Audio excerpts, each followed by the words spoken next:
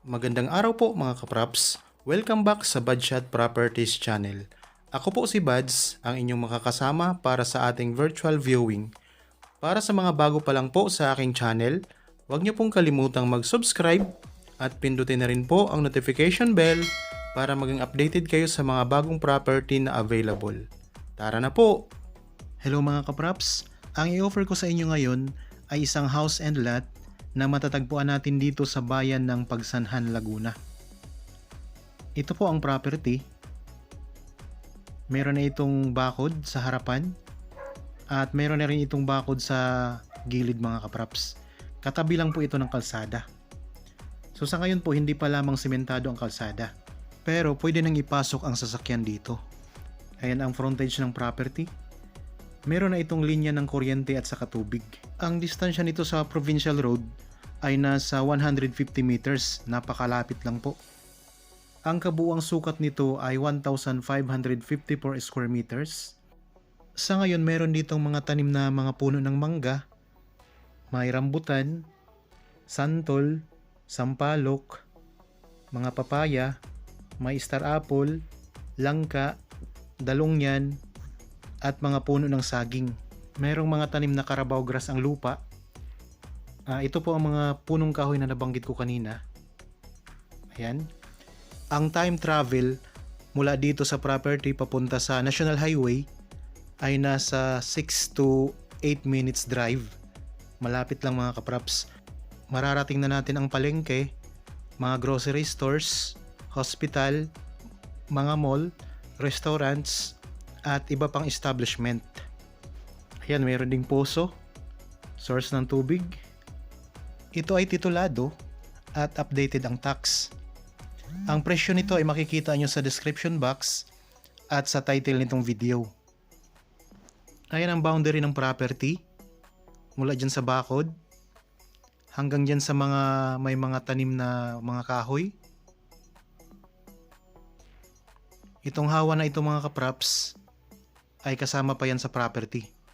Hanggang doon naman po sa dulo. Tapos dito sa harapan ng bahay, mayroong mga tanim na carabao grass. Ang ganda oh. Okay, habang kayo po ay nagre-relax at nagpapahinga sa inyong kanya-kanyang pamamahay, samahan niyo po ako. Ikutin natin ang property. Tapos papasok din po tayo sa loob ng bahay mga kapraps. Panoorin nyo lang itong video hanggang sa dulo. So ayan, may parking area kayo mga kapraps oh, sa harapan ng bahay. Tapos yan, may mga bakod na yun na semento mga kapraps. Okay, libutin lang natin. Dito muna tayo sa may bandang gilid. So ang kagandahan pala mga kapraps nito ay kasama ang mga gamit na nandito sa loob ng bahay. So mayroon lang pong ilan na personal na gamit ng may-ari ang kanyang kukunin. Ibig sabihin po, kasama po ang aircon, may TV, at ilan mga gamit na nandito sa loob mga kapraps. So mamaya makita nyo naman po ang mga gamit sa loob ng bahay. Bagong gawa lang itong bahay mga kapraps, nasa 3 years pa lamang po. Yan, ito ang harapan. Bali, ang sukat ng floor area ng bahay mga kapraps ay nasa 100 meters. Meron itong dalawang CR. Meron sa baba, meron din sa taas. Ayan, meron pa kayong tambayan dito mga kapraps oh. Gusto nyo magpahangin? Pwedeng pwede dito. Napakaliwalas po ng klima dito mga kapraps. Sariwang sariwa ang simoy ng hangin. Ayan ang design ng bahay mga kapraps oh. Ang ganda ng pagkagawa. Pwede nyo rin itong gawing rest house. Kung kayo po ay nagsasawa na sa mga lugar na maraming mga pollution na nakakasama sa ating kalusugan. Pwedeng pwede kayo dito. Yan, pwede rin kayo ditong mag-park ng inyong sasakyan. Kompleto na rin po ito sa pintura mga kapraps ang buong bahay. Yan, nandito tayo ngayon sa kabilang side ng property. Tapos puntahan natin ang bandang likuran. So dito sa likuran mga kapraps, meron pang space. So meron pa ditong maliit na kubo na pwedeng gawing bodega. Yan, may tanim na puno ng mangga. So ito ang likod ng bahay mga kapraps. So mamaya po papasukin natin yan para makita nyo po ang loob. Tuloy-tuloy lang po tayo sa pag-iikot. Ayan ang bodega. Tapos ito yung kabilang side ng bahay mga kapraps. Kung sakaling interested kayo sa property na ito, pwede nyo kami makontak sa mga contact details na nandyan sa inyong mga screen. Pwede po sa Viber, cellphone number, Facebook Messenger, at pwede rin po kayong mag-direct message dito sa YouTube channel. So okay po, tayo po ay papasok sa loob ng bahay.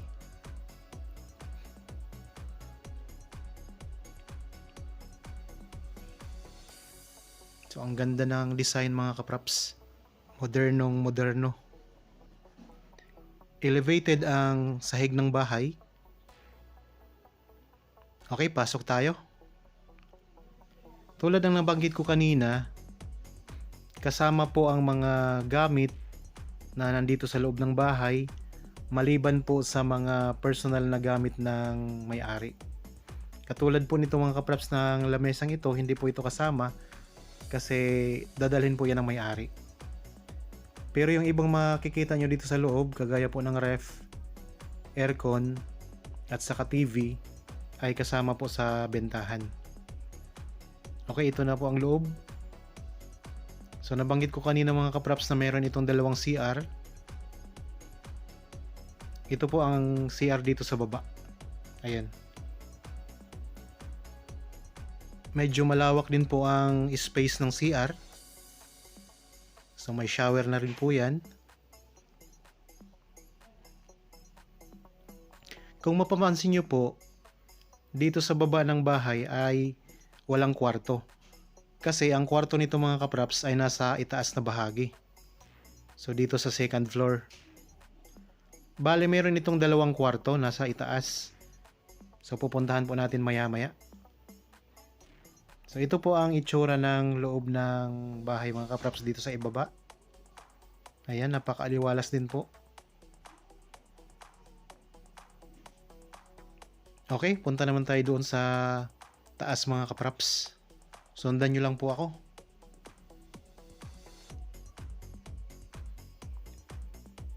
Yan, kompleto na rin po yan sa pintura at naka-tiles na rin yan mga kapraps.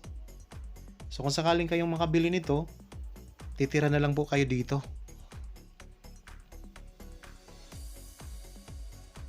So ayan ang likurang bahagi oh. Tapos ito naman po ang CR dito sa itaas. So kung gusto niyo naman pong magkaroon ng kwarto doon sa baba, pwede kayong magpagawa doon ng kwarto kasi malawak din naman po mga kapraps. So dyan tayo galing kanina sa hagdanan. Kompleto na sa pintura. At ito po ang isang kwarto. Yan. So meron ditong dalawang kwarto sa taas mga kapraps.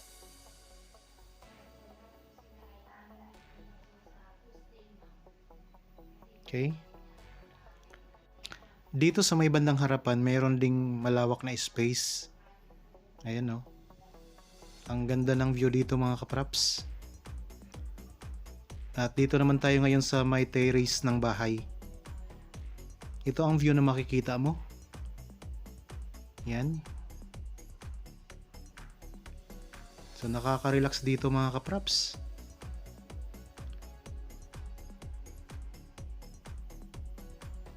Tanaw na tanaw natin ang mga kapitbahay.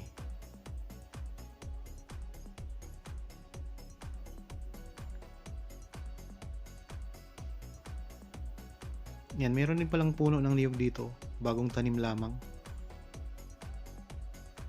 So dito pwede kayong mag-exercise.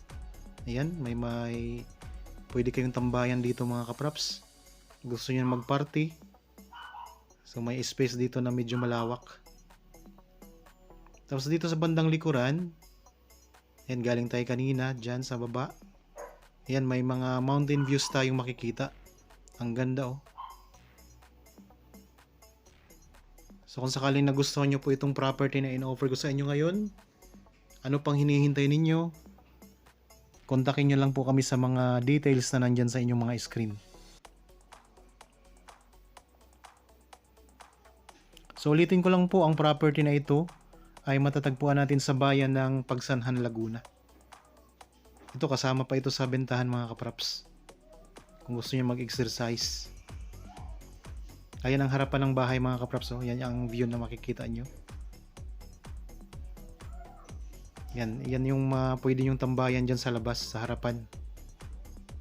So, nakaka-relax po. Maaliwalas.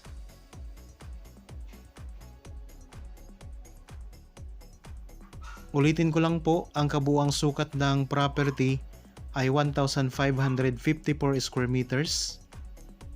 At ang lot area nitong bahay ay nasa mahigit 100 square meters mga kapraps. Okay, papunta na tayo sa baba. Naikot na po natin ang buong bahay mga kapraps. So dito naman tayo dadaan. Mayroon ding daanan dito sa bandang gilid. Yan, pwede nyo ditong i-park ang inyong sasakyan. Kung ayaw nyong mabasa or mainitan, dito may parking area pa kayo. Kung gusto nyo naman doon sa may harapan, sa may bandang gate mga kapraps. So napakaganda. Meron ka ng rest house or mayroon ka ng bahay. Meron ka pang mga matatanaw na magagandang tanawin dito. At may mga tanim pa ng mga prutas mga kapraps.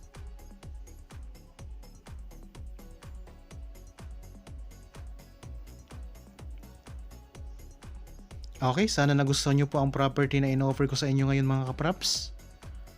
Para po sa mga bago pa lang dito sa aking channel at napadaan lang po sa aking channel, huwag nyo pong kalimutang mag-subscribe at pindutin na rin po ang notification bell para maging updated kayo sa mga bagong property na i-offer po namin.